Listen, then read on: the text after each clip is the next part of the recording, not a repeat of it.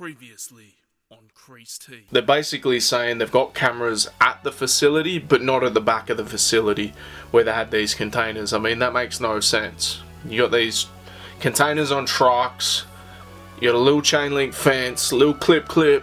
Like, how is it easier to steal $800,000 worth of shoes than it is to paint a train? They basically said the people that get away with this type of thing, they hold on to it until release day. Hey, what up and welcome to another episode of Creased and a very serious topic. One that we've kind of been following for a little bit, and you would have seen in the preamble that I kind of predicted this to happen. So let's just go into the first sort of coverage of this and then break it down. Man remains in jail after being arrested for allegedly dealing in stolen Nike merchandise worth $5 million. $5 million. Roy Lee Harvey Jr. was arrested Saturday after the LAPD served search warrants in Hollywood and Hawthorne. Police identified the Hawthorne location as a warehouse filled with thousands of pairs of shoes and other Nike merchandise. Harvey Jr. is believed to be responsible for receiving, distributing, and reselling stolen property. A major crackdown on retail theft. A man is in custody accused of dealing $5 million worth of stolen Nike merchandise. You can see walls of shoes from floor to the ceiling. Eyewitness News reporter Jaisha Patel, she's live in downtown LA with details on this. How bizarre, Jaisha. Yeah, definitely, Rachel, John, and Leslie. Thousands of pairs of stolen Nike shoes, clothing, prototypes, and accessories were found inside of a warehouse in Hawthorne. And take a look at these incredible photos. You can just see stacks of shoe boxes, display boxes, and even close-ups of some of the shoes that police found.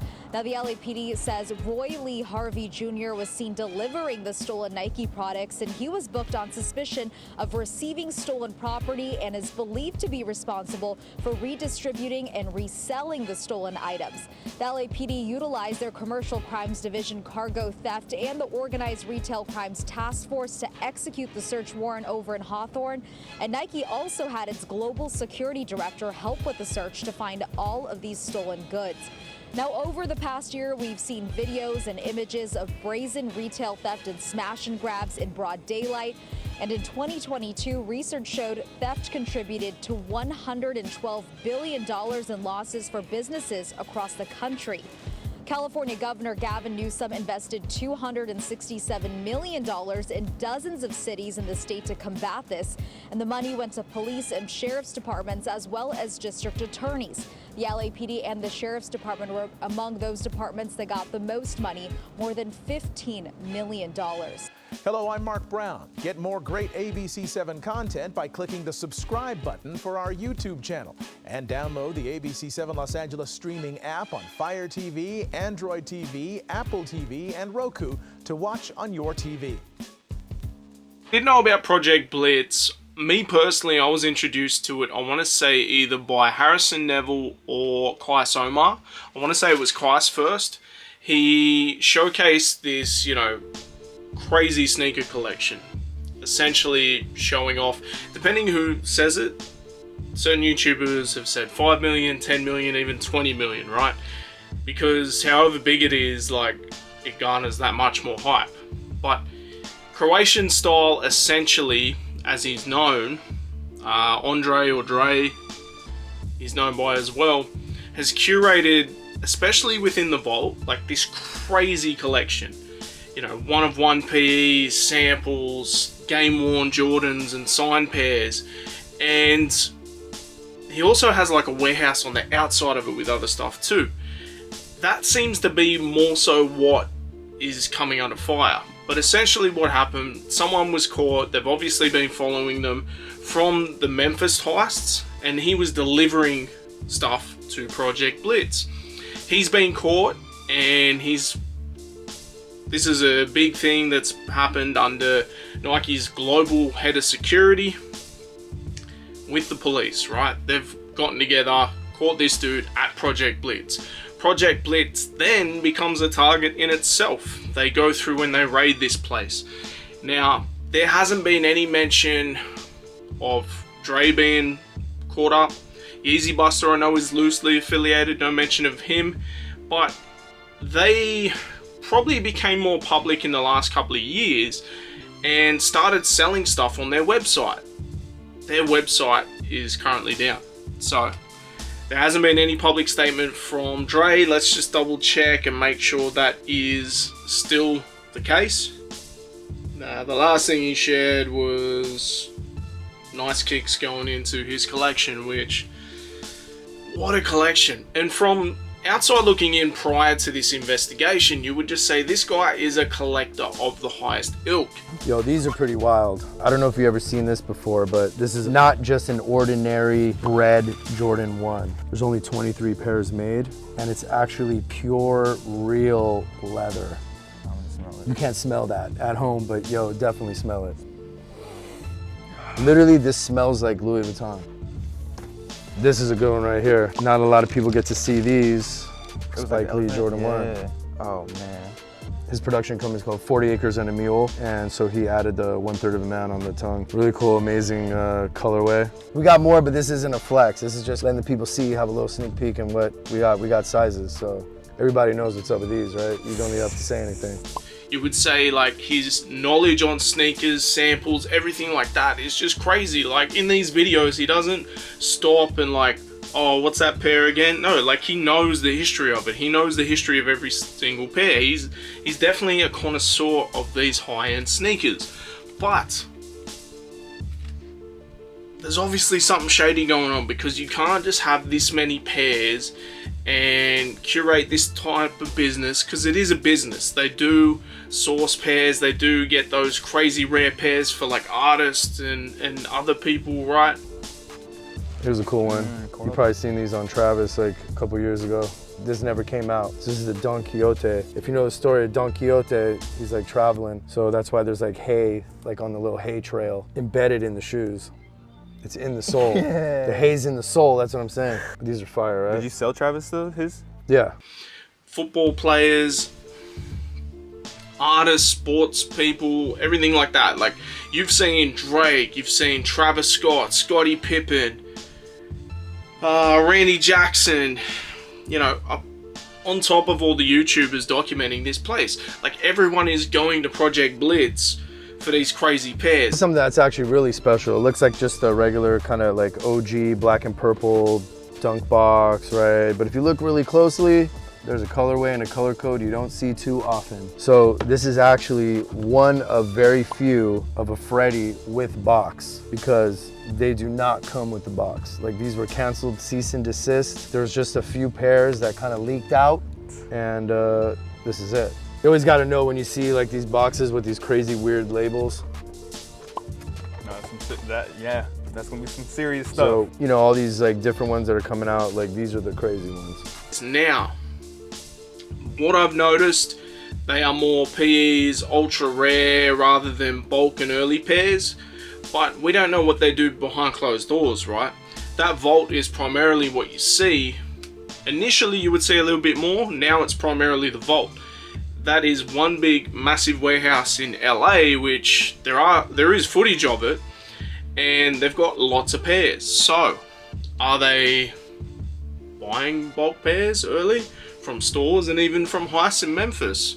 They've gotten a target on their back because Roy Lee Harvey was caught delivering stolen Nike products to Project Blitz. Again, no mention of Andre, Yeezy Buster, who is affiliated, like I've seen him in other videos wearing Project Blitz shirts, working at their stalls and everything with sneaker cons.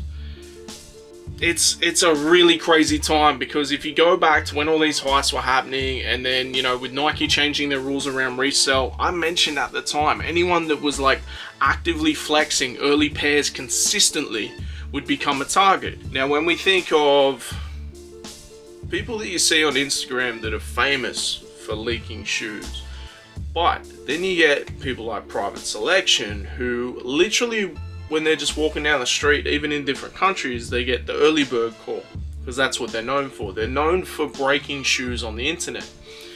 So much so that that's their moniker. That's their name. They've put out merch with that. Now here's the thing with those pairs, and they've mentioned it multiple times, that Sometimes they've come with a box, sometimes they don't, and you see the box and it's folded. How it's gone like that is it's been stolen from a factory. The majority of early pairs are stolen pairs. This is stolen property from Nike, whether it's coming from the factory, the distribution center, or whatever, right? It is stolen property. It's crazy to me that people would essentially promote that they're always getting early pairs. It's great content, and there is part of it that I would say definitely boosts the sneaker culture and makes people aware, makes people excited, that sort of thing. But it's essentially stolen property. Like if you were to buy something on Marketplace right now, say a bike, it turns out to be stolen, that's stolen goods. If you're found in possession of that bike, you've now got to, you know, essentially say who you bought it from, or you're doing possession charges. Same thing here. If Nike really wanted to, they could come down on all of these people that are getting their early pairs quite often. Look at this. Now, while I don't think Project Blitz is doing anything like that, right? I feel like they've stumbled into being a target based on this Roy Lee Harvey. But they are such a big fish that it creates this public perception that, whoa, we need to ease back. If you were going to make a major arrest, a major like crack in the case to have other people thinking, maybe we don't go so crazy, maybe we're not so public with this type of stuff anymore, they would be someone. Another person would be like Private Selection. They constantly, the Early Bird Boys, they've created their whole like public dynamic around having early pairs and showcasing early pairs. Now, I love that type of content. I love seeing sneakers, you know, what's coming out, the deep looks at it before I get an opinion of whether I want to cop myself, right? But what I said maybe a couple months ago is the truth with early pairs is a lot of them are stolen property. If you're flexing with stolen property regularly, you're basically incriminating yourself. Now, let's go back to Project Blitz. Let's say within there you've got samples, right? Famously, an ex-Nike employee did a lot of time because they were using another employee to get samples and they were selling it. Project Blitz has a lot of one-on-one samples, player exclusives, all this type of stuff.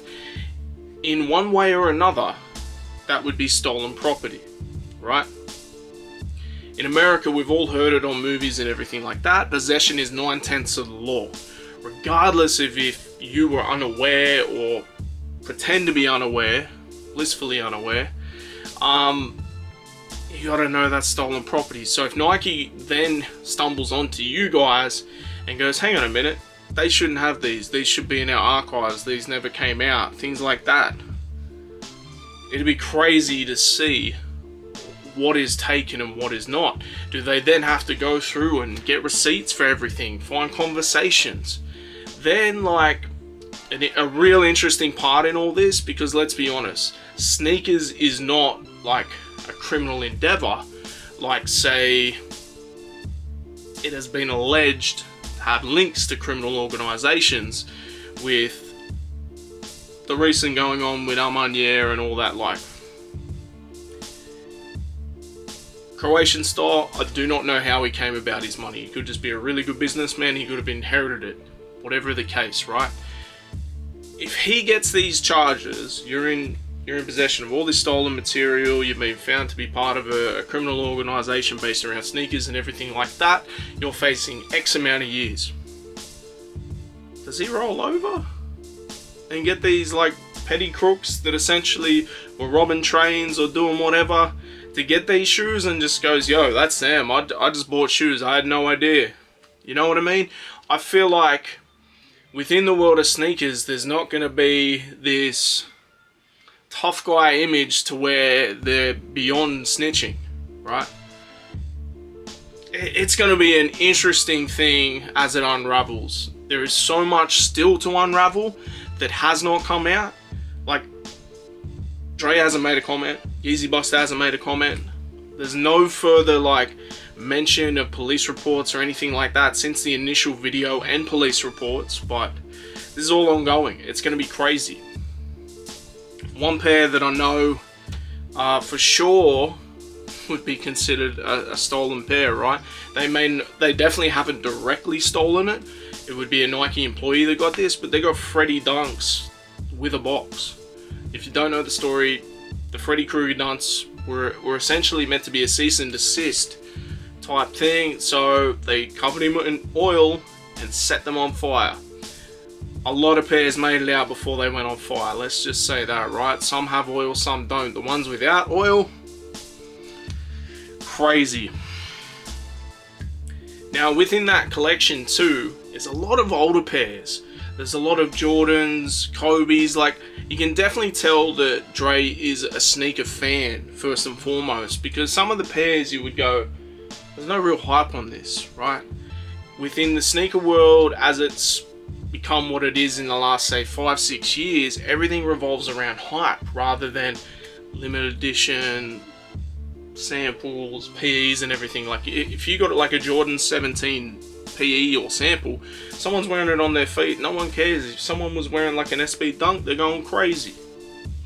I think a lot of these pairs that he's come to have in his possession, he probably bought before all this craziness happened. I would almost assume he's been a collector like this for years. There was a mention in a YouTube video that I saw by Yeezy Buster with Vice, I want to say. He was saying he is like the sneaker OG's OG. So he would have been collecting for years. He would have things that he probably bought for a couple $100, which are now worth like a couple grand now. It's just the way the market works. These may look like an ordinary flu game, but to tell you the truth, this was given to me by someone from Chicago who used to work for the Bulls, and this is the locker room pair, the backup pair of the flu game. So if his laces broke, he would have pulled these out. The only way you can match it is because of the serial code, the numbers and everything. There's not another pair that's surfaced with the same numbers as that flu game pair that's been already in 2 auctions. But it's tough not to say, like, with a lot of resellers, right?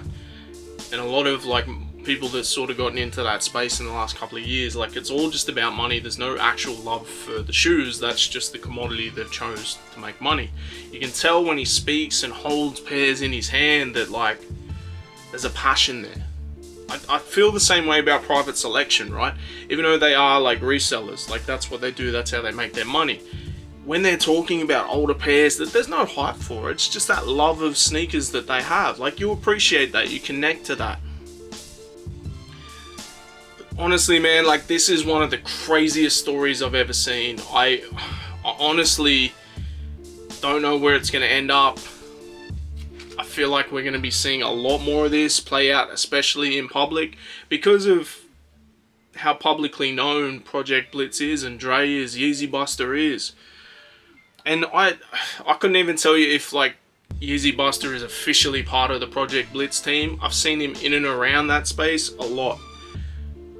But all mention is towards Croatian style, Andre. He'd have staff on deck, all these types of things. It's going to be a crazy, crazy time. One of the crazy things, right, the cops say $5 million. Some YouTubers said 4 million, some said 10 million, some said 20 million. I don't think there's a definitive value on any sort of sneaker collection, right? I could look behind me and say, oh, that's worth X amount, and then the next day the market drops. It is what it is. It's going to be hard to value anything when it's like a source like the police. How are they going to know? If Nike are involved directly with their global security director, do they go, okay, that Jordan 4 retails for $280, so that's how much you stole off us? Or do they go, oh, that Jordan 4 resells for $500-600, and that's what we're claiming it as? I think for the most part, I don't think they were even targeting Project Blitz. They may have known about it and things like that. It's hard not to know about it when people who work directly with Nike, like a Drake, like a Travis Scott, have been there. You know, musicians, artists, sports people, like signed Signed Nike athletes have been there, taken photos and flexed within there, gotten like some sort of grail to wear out on the NBA court or just before the game, right? So Nike would have some sort of know of Project Blitz, but for me it feels like Roy Lee Harvey, this person that's been charged, he's based in Memphis. Whether he directly stole stuff or was facilitating the deal between these guys, I'm not too sure, but he's essentially led them to the door. And now they're a big target. They'll go through everything with a fine-tooth comb, and it wouldn't surprise me if you don't see too much from Project Blitz in the next however long, because how do you come back from that? How do you sustain from that? Because if you've already got the target on your back, they're going to be like, oh, hang on a minute, I saw this on your website. How'd you get that? It's a crazy, crazy time. I've said multiple times, like, people flexing early pairs or whatever. Sometimes it is like a pair, like stores will get pairs a little bit early. Like I know I've posted videos maybe a week or a few days before of how a shoe looks, because I've gone up to my local Foot Locker, maybe they've got them out the back and they've shown them to me, right? There's a difference between that and stuff coming from like a Memphis or directly from China, when a lot of these times these early pairs are being shown and everything like that, they'll joke around about a folded box and all this type of stuff, so it's come directly from a factory. It's crazy. These are definitely like stolen pairs. It's stolen property, and people like, I've got so many people that I follow on IG from like Memphis or other places that just consistently have full size runs of early pairs, like a year before, 6 months before, no problem. I actually could have got the April Dunks cheaper than what they're reselling for now, like 4 or 5 months before they came out. I'm kicking myself I didn't. But then am I under investigation? Who knows? There's a couple of places in Australia that have actually consistently been getting early pairs too. So some of it is that, some of it is stolen pairs, some of it is they're dealing directly with stores and they're backdooring, right? Could be early, could be before, could be whatever. But that does happen. One thing I will say though is Nike benefits from leaked images and these leaks where they show videos, because a lot of the time we're dealing with raffles, you don't ever get to see the shoe in hand. So if you do get a detailed video from like a private selection showing you the shoe, that's building up the anticipation and the hype. You may have seen like the Born and Raised. I remember initially seeing images going, Once I saw that video